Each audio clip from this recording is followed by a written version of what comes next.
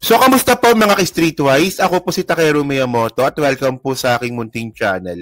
So, mga kababayan, kanina po, nagpa-press conference itong si Marcoleta.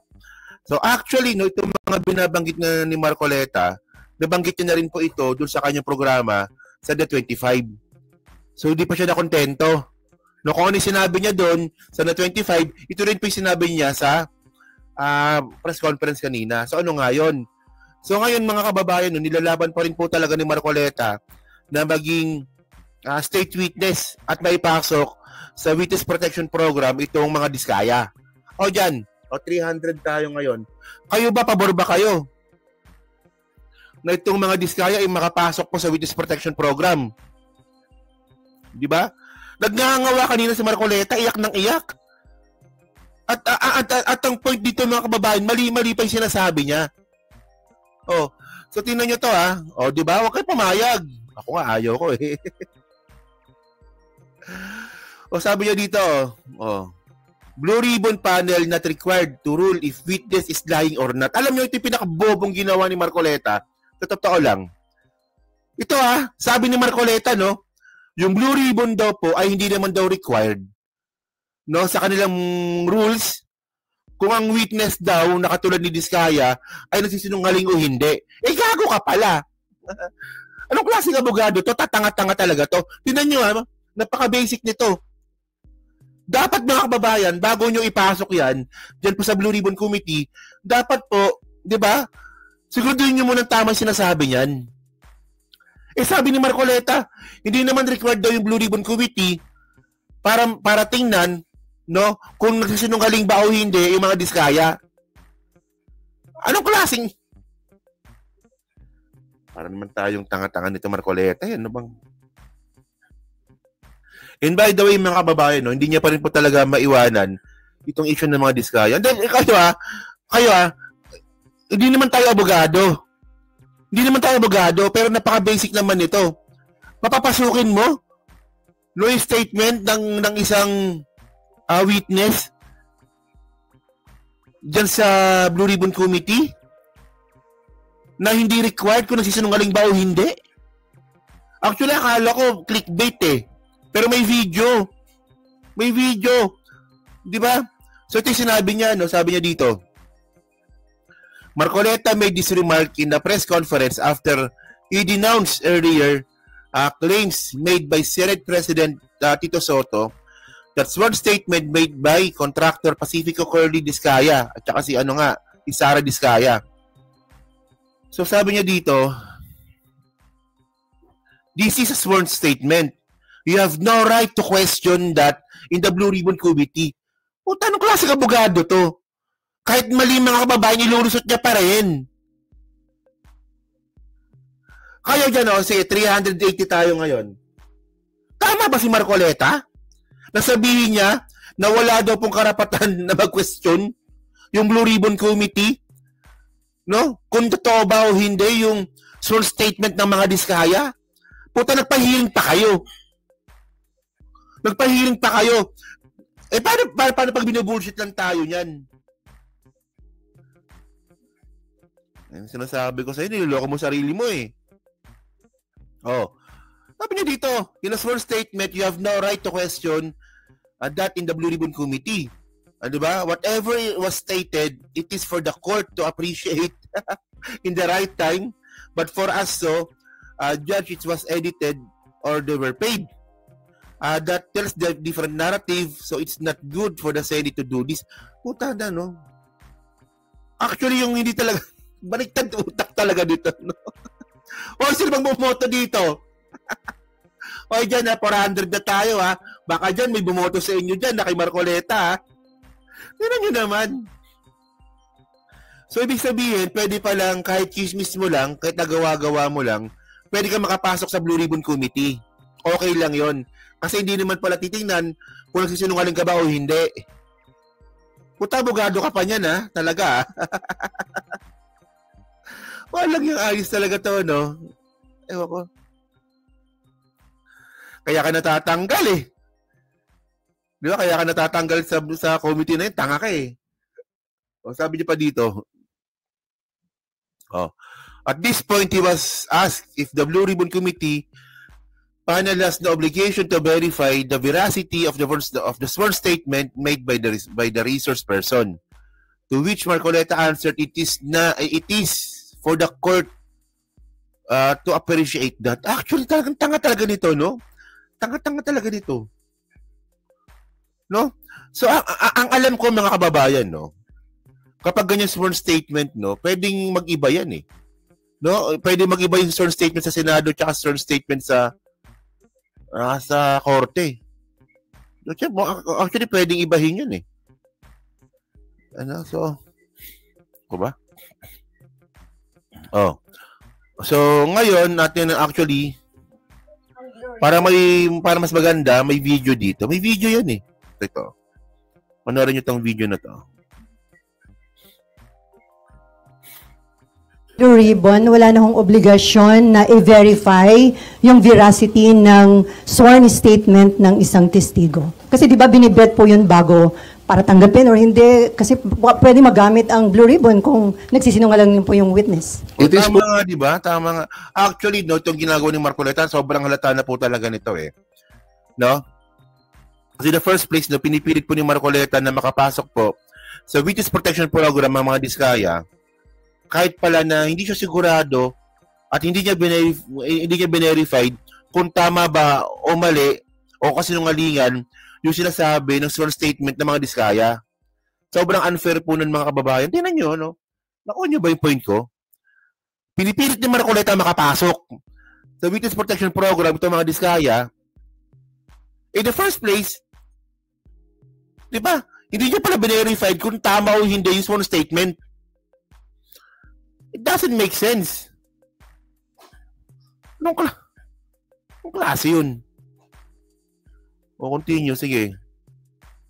The court to appreciate that. Kami po, kung ano yung binigay nila, tatanggap. Blue Ribbon, kung nagsisinungaling po yung witness. It is for the court to appreciate that. Kami po, kung ano yung binigay nila, tatanggapin po namin yun.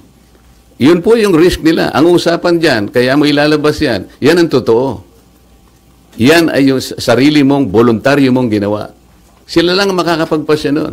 At pagdating po ng panahon, nakakailanganin lahat ang pag-iimbestiga niya. Sa tamang panahon, ang korte lang po magbe-verify yan. Haharap sila sa korte. Ang korte po ang makapagpapatunay. In the final analysis, the court will be able to determine kung tama o hindi yung kanyang sworn statement. Marami pong paraan para yun po ay malaman natin. Pero hindi... Actually, maraming paraan para malaman ito. Pinakamagandang paraan dito, mga kababayan, sa Blue Ribbon Committee pa lang, dapat alam mo ng totoo o hindi yung statement. Kasi it will lead to the confusion to the people. Di ba? Magkakaroon ng confusion. Kasi, putang na bobo talaga dito, no? Una sa lahat, mga kababayan, yung Blue Ribbon Committee, public po yun. Naka-public po yun. Maraming makakapanood nun. Maraming makaka-impluwensya nun. Paano kung kabulshitan lang po yung sworn statement? May nakapanood na. May naniwala na. Pababayaan mo yon na magamit yung Blue Ribbon Committee para sa kasinungalingan ng mga Diskaya? Tapos sasabihin ni Marcoleta, bahala na korte dyan. Hindi kaya mas maganda, Marcoleta, di ba, na sa Blue Ribbon Committee pa lang, sinala mo na, di ba? Para pagdating sa korte, sure nang totoo yung statement. Hindi yung nagsalita mo dyan, bahala na yung korte. Abogado ka. Para kasi Sara Duterte naman ito, eh. Deserve mo talagang masipa, sa totoo lang. Kung ganyan talaga yung paniniwala mo na about dyan sa Blue Ribbon Committee na ginagawa mo lang pala itong playground. Deserve mong masipa, sa totoo lang. Deserve mo yan. Oh, sige, continue. Po, hindi po ang Blue Ribbon, kasi po ang Blue Ribbon, kung titingnan po yung tamang direction niya, in aid of legislation lang po ito, eh. Pagdating ng araw, yan pong mga prosecutorial actions na yan, sa korte na po lahat po. Ako kahit hindi ako abogado, kayong sagutin, eh, di ba? So, nga, in aid of legislation nga yan. Di ba? So, kaya nga dapat tama yung statement, kasi gumagawa kayo ng batas. Kabugok mo naman. Kaya nga dapat yung mga statement ng mga resource person ninyo, dapat nga tama, hindi kasi sinungalingan, kasi gumagawa kayo ng batas. In-need of legislation nga ito eh. So kaya mali-mali yung mga batas na ginagawa ninyo, yun naman pala, ganyan pala ginagawa ni Marcoleta, o baka dati pa siguro nila ginagawa ito, pag merong resource person, hindi nila check kung totoo ba o hindi yung mga statement nila. Manliling lang ka talaga eh. Buha ka ng... alam mo, ito si Marcoleta, galit na tinatawag na manliling lang. Di ba tinawag siya ng manliling lang? O tayo papakontempt pa yung tao. In the first place, dito palang manliling lang na to eh. Panliling lang ito Marcoleta eh. Galit na galit yung tawaging manliling lang. Ano itong ginagawa mo? Burahin ko na, putang ina mo.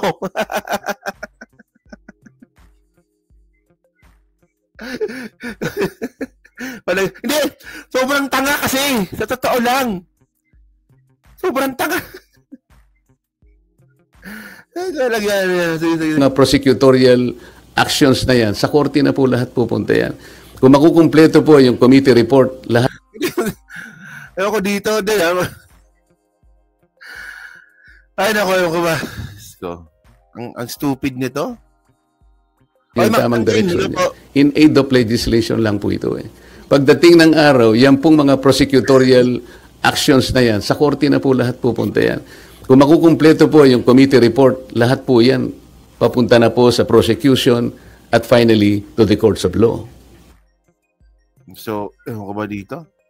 Well, by the way, pinipilit yung magets yung point ni Marcoleta, meron pa naman daw committee report at doon daw malalaman kung sinungaling ba o hindi yung sworn statement. Pero in the first place, dapat may betting naman talaga yon. At pangalawa, bakit mo ipapasok nga yung mga diskaya doon sa Witness Protection Program kung hindi ka pala siguradong 100% na totoo yung sinasabi niya? Ayun yung point natin dito. Manilin lang ka talaga. Oh. Tapos, mga kababayan, ito pa, no? Tingnan niyo to. So, ngayon, ang isa pa nireklamo ni Marcoleta dito, ito pa. Sinasabi ko kanina eh. Marcoleta slams SOJ Remulla over disguised state witness plea. Oo. So, actually, binanggit niya na po ito dun sa sa kanyang programa sa Net25. Ang ginawa niya, inulit niya pa ulit. So, Senator Marcoleta on Monday criticized Justice Secretary Crispin Remulla for remark that contractors Curly and Sara Diskaya may not be eligible to become state witness, no, following their testimony on the anomalous flood control project. So, sinasabi po dito kasi ni Secretary Boying Remulla, hindi ka pwedeng maging state witness kung yung sinasabi mo lang half-truth. Ayun po yung sinasabi ni Secretary Boying Remulla. So, tinan nyo ito, no? Actually, may video dito eh. Ito ata. Sige, panoorin natin to. So, ay yung aking sulat sa DOJ na bilang nananatiling chairman noon ng ating Blue Ribbon Committee, nirekomenda ko po na siya ay makapag-apply sa Witness Protection Program. Sangayon po sa Republic Act 6981. Kasi po sinasabi rin po sa Section 4 na sinasabi na sa kaso ng legislative investigation in aid of legislation, yung witness po, upon his express consent, ay pwede siyang ma-admit into the program upon the recommendation of the Legislative Committee where his testimony is needed. So yun po yung aking ginawa. Ibig sabihin, lahat po ng aking ginawa na aksyon ay naaayon naman sa batas na... Tanga rin talaga to, no? So actually, sinasabi ni Marcoleta na hindi niya kinumpleto eh. Gago talaga to eh, no? Hindi niya kinumpleto eh. So sabi po ni Marcoleta na pwede daw po makapasok sa Witness Protection Program kapag ito daw po, ang isang tao daw ay nakapag-witness daw sa congressional hearing. So parang di naman ganun lang nakalagay dito kasi nakalagay dito ito ah. Ito yun eh. Ito yun, di ba? Oh.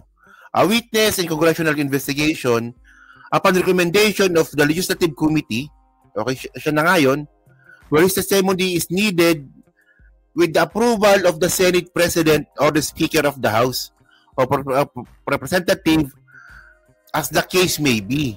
Okay? So, mga kababayan, okay, pwede po makapasok po ang mga diskaya sa Witness Protection Program kung kailangan pa yung statement nila. So, sino magdi-decide na kailangan ng statement nila? Senate President. O, di ba? So, ngayon, ang pinaka-decision talaga nito, Senate President. Hindi porket na bobo talaga nito. Hindi porket na nag-testimony ka at pinaniwalaan ka ng isang senador na katulad ni Marcoleta, eligible ka na kaagad bilang makapasok sa Witness Protection Program. It doesn't work that way. Kailangan mo munang makumbinse yung Senate President na totoo yung sinasabi mo. Yung sabi ng Senate President, ang tanong dito, bakit walang senador na damay? Eh, base po sa investigasyon nga po ni Ping Lacson, merong senador na damay. Meron dawit na senador. So, kayo papapahig ba kayo na ganun? State Witness Protection Program, diskaya. Walang senador na kasabwat. Napaghalataan na po napaghalataan na po masyadong si Marcoleta eh. Na siya yung nag-orchestrate. No, nauto niya yung mga diskaya. Hindi ko alam kung anong pinangako niya dito, pero parang ganun lumalabas eh. Kasi hindi ka magpupursige ng ganyan, no? Kung wala kang pinangako, hindi ka makamove on eh. Oh, ano ba pinangako mo? Ano bang usapan ninyo? Di ba?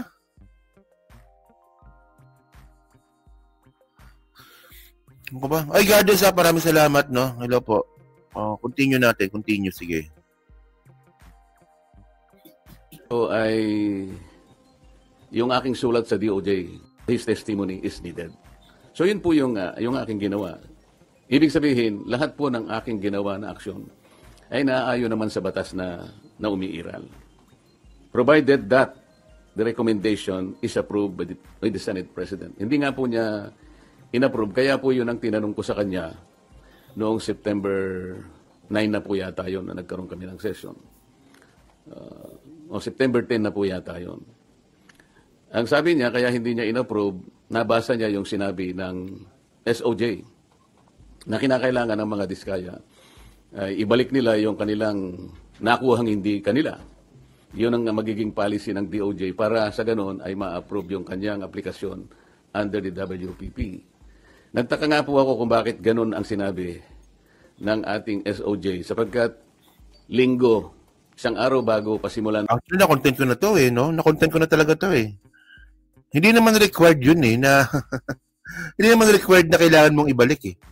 Diba? Sinabi lang po ni Secretary Boy Rimula yon na mas maganda ibalik, pero hindi siya required. Pero totoong required talaga mga babayan, kailangan magsabi muna ng totoo ng mga diskaya. Idawit yun na lahat ng dapat idawit. Natin yung pangatlong investigation. Nagkausap po kami. Pati yung kanyang deputy undersecretary, ang pangalan ay Jojo Cadiz. Nakausap ko yun ng mga ilang araw, siguro Biyernes hanggang Sabado.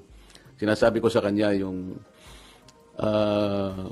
maaaring merong lumabas sa mga contractors na kasangkot dito sa aming pag-iimbestiga sapagkat nagpapadala sila ng feelers na maaaring may magsabi and they will come into the open. So I was looking at the possibility of granting them provisional immunity. Ang sabi naman nung Yusek Cadiz, mabuti po kanya i-repair ko rin sa ating SOJ. Sabi ko, tama-tama yan. Hanggang sa araw nga ng linggo, nagkausap kami personal. At tahasan niyang sinabi sa akin, pwede yan, sabi niya sa akin. Alam niyo naman, si Secretary Boying Rimulya, matalik kong kaibigan niya, matagal kami nagsama sa House of Representatives. So pinanghawakan ko yung kanyang sinabi sa akin. Alam mo naman kanya, ang Senado ay kabatakan natin yan, lalong-lalo na sinusulong natin yung Whistleblowers Act. Sige, kanya, panindigan natin yan. So matibay po yung aking paniwala. Malakas ang aking loob. Kita nyo, manilin lang talaga ito eh, no? Manilin lang talaga eh. Oh. So sabi niyo doon sa USIC ng DOJ na meron daw isang witness na gusto mo nang magsalita para maging whistleblower. Pero hindi niya sinabi doon sa USIC na mga diskaya po yun. Di ba? Kasi loko-loko rin to eh, no? Hindi niya sinabing mga diskaya yon. So talagang sinungaling talaga to eh. Kaya sumulat nga ako at inirekomenda ko nga na siya mapa sa ilalim itong mag-asawang diskaya sa Witness Protection Program. So ako'y nalulungkot kung bakit ginawa yon. Nagpahayag ng gano'n ang ating Secretary of the Department of Justice. At yun naman ang ginawang basihan ng ating... Oo nga, kasi nga di mo kasi sinabi noong una na mga diskaya pala yung binabanggit mo. Oo. Kasi iyak-iyak ka ngayon. Panilin lang na naman ito, Marcoleta. Ngayon, no, so ito nga yung binabanggit natin dito. Yan. So alam mo yun, nakakatawa kasi dito, no, ang gusto po ng mga, ang gusto ng mga minority black, especially nga po ni Marcoleta, ay makapasok nga po sa WPP itong si Diskaya. Yung nga lang, pati mismo si Kawatano, no, sabi ni Kawatano, alam ng tao na may mastermind sa likod nila. Diba? They probably be the one of the most guilty na may kasama sila. Pero it's very much possible na may mastermind behind them. Di ba? So ngayon binanggit na ba ng mga diskaya kung sino yung mastermind behind of them? Binanggit nila naman dito congressman pero walang senador eh. Diba? So ko dito. So kayo mga babae, ano masabi nyo nga po dito sa bagong kalokohan na naman po ni Marcoleta? Actually, tulad nga sinabi ko nga mga kababayan, itong mga binanggit ni Marcoleta, nasabi niya na po ito dun sa sa programa niya. Inulit niya ulit. So hindi pala kontento, no? Hindi pa pala kontento yung mga So yan na, so kayo ba naniniwala ba kayo at pabor po ba kayo dito na maging state witness itong mga diskaya? No? No? So, at kayo naniniwala ba kayo, no? Kasi base po sa mga inaakto po ni Marcoleta ngayon, no? Tingnan niyo lang i-connect the dots niyo lang. Nangyari sa hearing ni Marcoleta, si Marcoleta nakikipaglaban bilang makapasok sa Witness Protection Program to mga diskaya. Hanggang ngayon nilalaban niya pa rin. Hindi kaya si Marcoleta talaga yung nag-orchestrate ng plot po na to? No, especially nga po yung statement nga po ng mga diskaya doon po sa Senate Blue Ribbon Committee. Para si Marcoleta lang po talaga naghulma nito eh. No? So nasa comment lang po sa baba, binabasa ko pong lahat yan at syempre dyan po sa Team Replay. So palike, subscribe, yung makalabisan pa share po na video po na to. Okay. So next topic po tayo, no.